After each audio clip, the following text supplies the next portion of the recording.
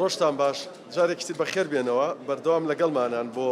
ئەو حەدەسانی کە دەستەی ناوچە کوردستانیەکان گفتوگۆی لەبارەوە ئەکات. ئەمڕۆ ئێمە دانیشتێکی ئەکرێ بڵێم تەواو جیاوازمان هەبوو، گفتوگۆکردن بوو لەگەڵ کۆمەڵێک یاساناسی دیاری نیشتیمانەکەی خۆمان و ئێمە ئەم دیدارەمان ڕێکخست لەگەڵ ئەم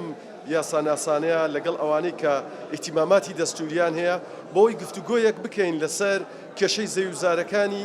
ناوچە کوردستانیەکان و ئەو گرفتی کە هەموو مانگێک ئێستاکەوای لاتۆ بەداخەوە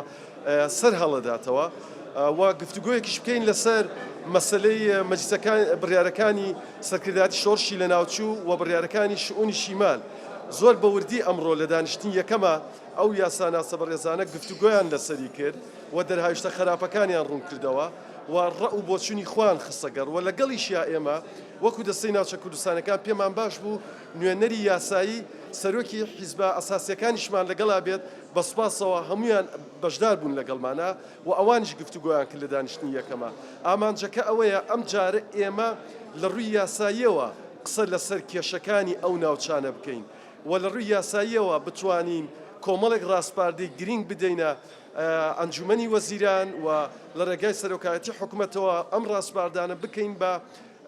تەوەری گفتوگۆی شاندی دانوستانی ئێمە لەگەڵ حکوومەتی عێراقیە. ئێمە هەموو هەوڵەکانمان بۆ ئاراستەیە ئەو مستەکنانە کۆتایی پێبێنین بە شێوەیەکی بنەڕەتی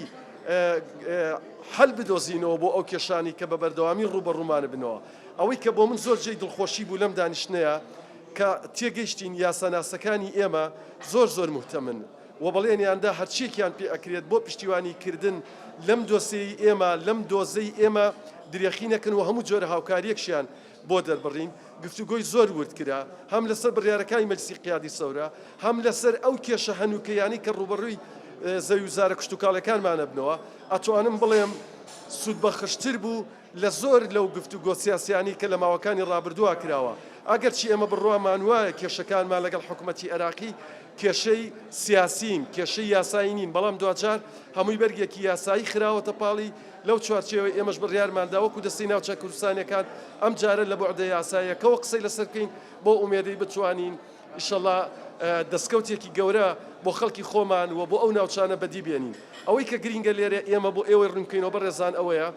ئەم دیدارە تەنها ئەرکی ئەوە نییە کە ڕاستپاردەکان بداتە سەرۆکاتی ئەنجومەنی وەزیران و سەرکردەی هێزە سیاسیەکانی کوردستان، بەڵکو بڕیاری داوە لیژنەیەک لە پارێزەران لەسەر ئەرکی دەستەی ناوچە کوردستانەکان بنێرێت بۆ هەموو ئەو ناوچانەی کە ئێستا کێشەی زەویزاریان هەیە ڕاستەوخۆ لە تەماسا بن لەگەڵ جوتیارەکانە و گفتوگویان لەگەڵا بکەن و ئێمەش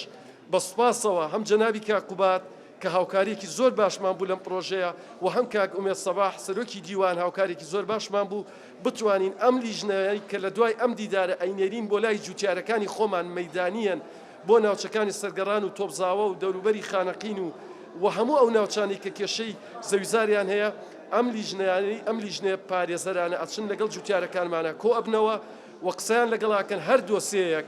پێویستی بە داعمی مادی حکوومەت هێرمی کوردستان بوو ئێمە لە ڕێگای دەستەکەمانەوە هاوکاریانەکەین بۆ ئەوەی لە دادگای ئیتیحادیان لە هەر دادگایەکی تر پێویست کات ئێمە سکاڵای یاسایی خۆمان بکەین و پشتیوانی مادی جوتیارەکانی خۆمان بکەین لەو ناوچانە.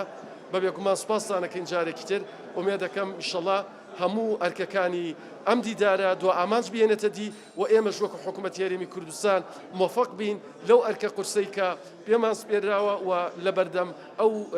ئامانجانیان کە ئامانجی نیشتیمانی و نەتەوەین و هیچ جۆرە مناقەشەیەک هەڵناگرێت جگە لەوەی کە هەمومان دەست لە ناو دەست و لە ڕێگەی یەک ڕوئیای هاوبەشی حکوومەتەوە بتوانین بەشێک لە ئێش و ئازارەکانی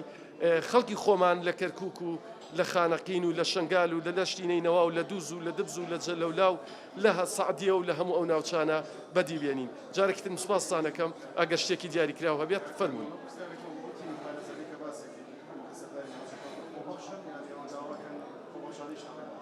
ئەوەی کە جێی خۆشحاڵیە من ئەمەوێت لێرەوە ڕای بگەێنم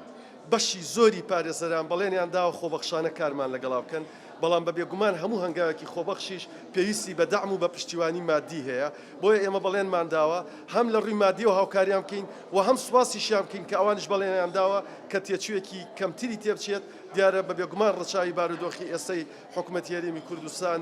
و ئەو بارودۆخەیە کردووە کە خەڵکی خۆمانی تایە. سوپاسانەکەم. ئەگەر پرسیارێکی تر نەبێت ئێمە بە بێگومان دەست بە دانیشتنی دووەمی گفتوگۆکانی خۆمانەکەینەوە. سوپاس بۆ ئێوە، دەستی ئێوە خۆش بێت.